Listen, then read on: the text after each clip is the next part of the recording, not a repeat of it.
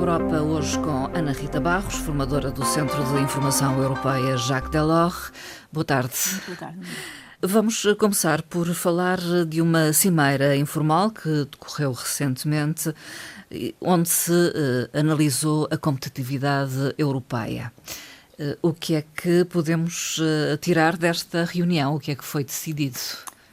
É uma reunião informal, portanto, convocada pelo Presidente do Conselho Europeu, António Costa, mas que tinha como objetivo impulsionar o crescimento económico. A Europa tem que crescer e tem que alterar as suas políticas em algumas matérias. Foi isso que aconteceu. António Costa, quando convocou a reunião, disse que o encontro servia para discutir e promover a nossa prosperidade europeia e a acessibilidade europeia também. Todos nós temos a noção, nós cidadãos comuns e as empresas muito mais, e que enquanto os Estados Unidos inovam, que nós a regulamentamos.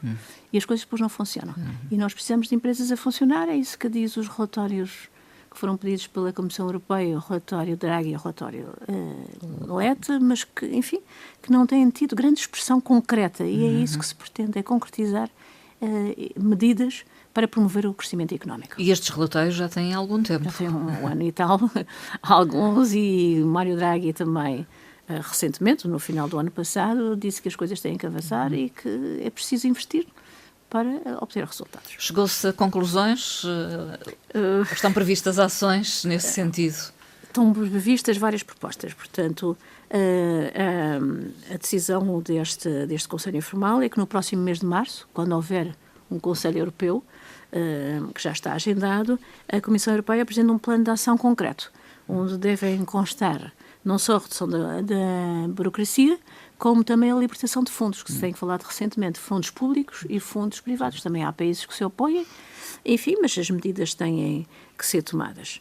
A primeira proposta deste plano de ação deve ser aquilo que em termos europeus se chama o 28º regime, ou seja, permitir o registro totalmente online, em apenas 48 horas, das empresas europeias, facilitando o seu acesso ao mercado europeu. Para que a União Europeia tenha um mercado único a 27 e não 27 mercados, como acontece porque as políticas são diferentes de Estado para Estado. Além disso, o desbloqueio de poupanças europeias, quer públicas, quer privadas, investindo-as em projetos estratégicos para a União Europeia, é também uma outra medida que deverá constar do plano de ação. Uma terceira medida que também foi falada nesta reunião foi a preferência chamada, os franceses a França chamou-lhe preferência europeia, ou seja, mais concretamente é Made in Europa.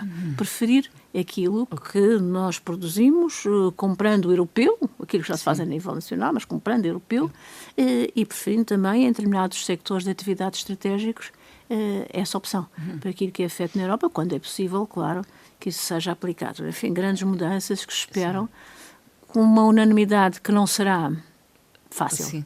Não será fácil. Como sempre. E onde a proposta, enfim, deveria ser aceita por todos, é isso que se pretende, mas onde, em termos europeus, se espera uma decisão por cooperação reforçada, ou seja, uma dupla maioria de Estados e países por um lado, população por outro, prevista no Tratado de Lisboa, onde determinadas áreas vão ser aprovadas por alguns grupos de países. Por isso, uma Europa a várias velocidades, digamos nós, mas... Admite-se que isso aconteça. Que isso aconteça, não é a preferência, mas admite-se que isso aconteça para que a Europa possa avançar. Logo depois desta cimeira informal, realizou-se a Conferência de Segurança de Munique. O que é que se tratou? É uma conferência anual, foi a 62ª, em debate os desafios da segurança, logicamente. As alianças, como nós sabemos, hoje em dia, já não são alianças para a vida inteira, não é? São temporárias, estão postas em causa, a ordem mundial já não é a mesma, a escala de conflitos também é quase permanente e a conferência ocorreu neste âmbito. Neste contexto. Os temas de defesa foram os temas, enfim, mais abordados e são preocupantes, e as implicações também em termos de avanços tecnológicos e a segurança nessas áreas, além de políticas concorrentes em termos de uma visão global daquilo que é a segurança. Surpreendeu o discurso de Marco Rubio, dos Estados Unidos. Ovacionado, aclamado de pé. Surpreendeu ao dizer que os Estados Unidos eram o filho da Europa e que a Europa e que desejavam uma Europa forte e independente. Mas penso que embora mais moderado do que o do ano passado, do vice-presidente, não nos podemos iludir. É um certo alívio, mas penso que a política de segurança não se faz de nostalgia. É preciso, e a política externa também não tem uma lógica emocional. Não pode continuar dependente dos Estados Unidos da América. Não, a Europa tem que tomar a liderança. Dessa aliança. Tem que agir, tem que ter Estados capazes de agir em termos de segurança. E esses Estados quais são? São os Estados que estão mais perto das zonas de conflito, não é? No leste europeu, porque aí a ameaça é mais direta e, nesse sentido, já esta semana, creio que terça ou quarta-feira, a União Europeia, a Comissão tomou medidas de apoio a determinadas zonas desses Estados, desde a Finlândia até o Báltico, que têm fronteiras diretas com a fronteira externa europeia, com a Bielorrússia, com a Rússia, apoio específico para essas áreas. Portanto, hoje em dia que as alianças se movem por interesses, acho que os acordos têm que ser considerados temporários e temos que ser realistas. Sim. E a Europa tem de ter uma estratégia, defender-se, ter uma estratégia real, é exatamente isso. A Europa dispõe de recursos, tem meios, tem diplomacia, tem capacidade estratégica, tem que a pôr no terreno, tem que agir. É essa a decisão que os europeus têm que tomar, os nossos líderes europeus, penso que terão que tomar. Mudemos de assunto. Foi conhecido um acórdão do Tribunal de Justiça relativo ao cancelamento de voo. Sim, é uma empresa aérea, uma companhia aérea europeia, a KLM. Os visados eram passageiros austríacos. Um voo foi cancelado e a KLM só reembolsou o valor do bilhete, alegando que, portanto, valores adicionais, que era o caso das comissões cobradas pela agência de viagens onde tinham sido adquiridos os bilhetes, não eram passíveis de reembolso. Foi recorrido para o Tribunal de Justiça, que deu razão aos lesados através de uma associação de consumidores que os fez representar. A comissão dos bilhetes passa a ser incorporada no valor a ser reembolsado. O Tribunal Europeu o que disse é que se uma determinada companhia aceita que um intermediário emita e entregue bilhetes em seu nome, assume-se que a prática comercial é do conhecimento da própria companhia. O que a companhia alegava é que não tinha sido ouvida na definição do valor. No entanto, o Tribunal diz que a comissão é definida pela agência de viagens e que é um contrato entre o consumidor, a companhia aérea sabia que existia, não tinha que dar qualquer opinião, porque, ou deixar emitir por terceiros, também está a concordar com o valor. E foi isso que aconteceu e passou a ser obrigatória a compensação através dessas comissões. Outra questão tem a ver com a atualização da lista da União Europeia relativa a jurisdições não cooperantes em termos fiscais. Tem que explicar o que é isto. É muito simples. Simples. São os paraísos fiscais, como nós conhecemos. Portanto, o Conselho atualizou esta lista, falo 2 vezes por ano. Portanto, é frequente. É frequente. Há países que entram, países que saem. Desta vez, os países que foram adendados à lista foram o Vietnã e as Ilhas Turcas e Caicos. Foram retirados 3 países que até agora se consideravam nestas jurisdições, que é Fiji, as Ilhas Fiji, Samoa, Trinidad e Tobago. Portanto, tudo ali entre o Pacífico Sul e o Mar das Caraíbas. Constam da lista normalmente 10, atualmente são 10, depois destas alterações, 10, 12 países, entre os quais os que nós conhecemos, desde o Panamá à Rússia. E o que é que a União Europeia pretende fazer?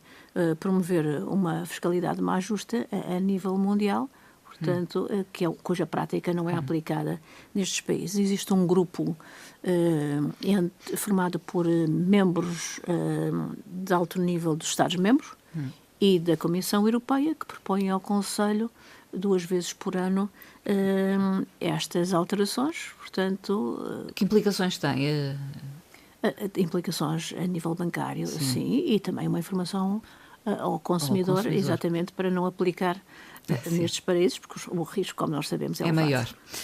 Falemos de um programa quadro direcionado para a investigação e a inovação da União Europeia, que irá financiar um projeto, o Shift to DC.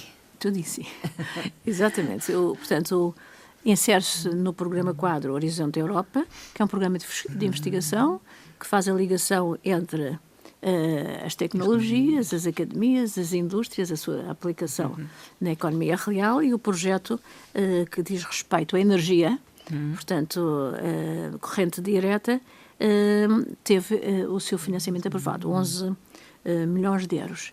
É um valor significativo? Bastante, embora sejam muitos parceiros e envolvidos, cerca de 14 países, 30 parceiros, entre parceiros diretos, portanto, elementos do consórcio e também parceiros associados.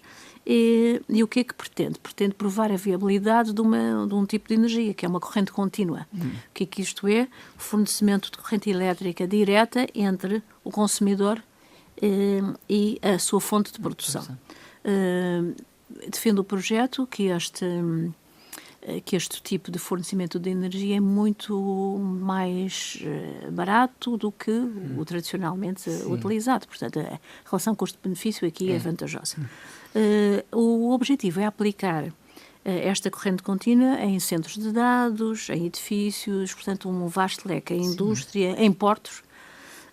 E o financiamento, portanto, está aí, a investigação também, eu já tenho feito várias reuniões, é coordenado pelo Instituto Português, o INESC, Instituto de Engenharia de Sistemas e Computadores, Investigação e Desenvolvimento de Lisboa, que está inserido no Instituto Superior Técnico e compreende parceiros regionais. Os parceiros regionais que aqui estão incluídos são os Portos da Madeira, como o consórcio, e um parceiro associado, a Empresa de Eletricidade da Madeira.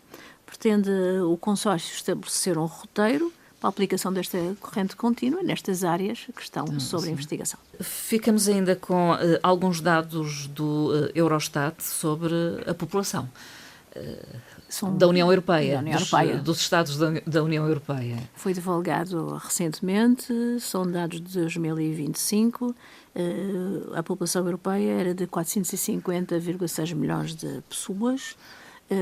Aqui a grande questão é que a idade entre os 0 e os 14 representa uma faixa muito menor do que com os mais de 65. A Europa está envelhecida. Bastante envelhecida, bastante.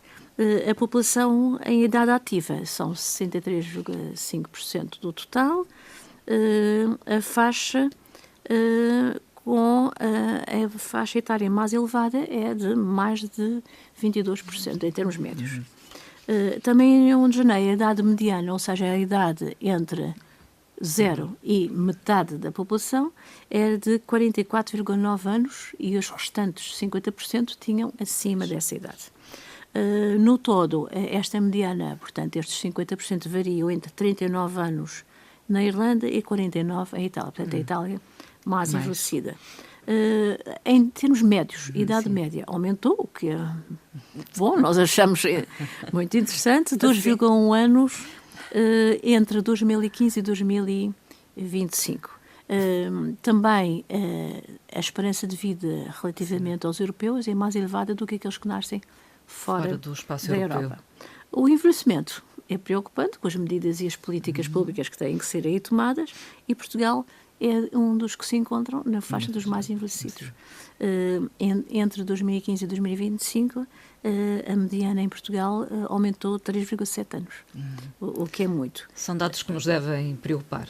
Ou pelo menos alertar para tomarmos as medidas políticas concretas sobre estas áreas e os custos que isso tem, inerentes a uma faixa etária tão envelhecida. Relativamente aos países que aplicaram políticas há 20 e pouco anos, estamos lembrados, por exemplo, da Suécia, é dos países que agora têm uma faixa etária entre os 0 e os 14 mais jovem. Portanto, a Irlanda, a Suécia e a França. Teve bons resultados Teve as bons políticas resultados. implementadas. As políticas não têm resultados imediatos, porque Sim. aqui tem muitas implicações. A faixa etária com mais de 65, nesse mesmo ano, é mais elevada na Itália, e Portugal também tem 24,7% da população com mais de 65, que é quase o dobro daquela população que Portugal tem dos 0 aos 14 anos. É preciso pensarmos nas políticas adequadas a estas matérias. Ana Rita Barros, a terminar, não uma frase, como é habitual, decidiu hoje deixar um repto àqueles que nos escutam. E a nós também. E a nós também. Portanto, celebra-se na próxima terça-feira, dia 24 de fevereiro, o 4º ano da invasão da Ucrânia. E é a ocasião para nos interrogarmos, várias interrogações sobre o futuro, não só da Ucrânia, como o futuro da Europa. Deixava aqui 4 desafios, existem muitos mais, mas 4 desafios sobre esta data para todos nós ponderarmos. Desde logo, o desafio de como terminar a guerra. Depois, o desafio da reconstrução. O desafio da adesão da Ucrânia à União Europeia. E o desafio, que não é o último, mas que é destes 4, um dos mais importantes, o desafio da segurança do continente europeu. Para pensarmos daqui até terça-feira. Muito obrigada e até à próxima conversa. Obrigada.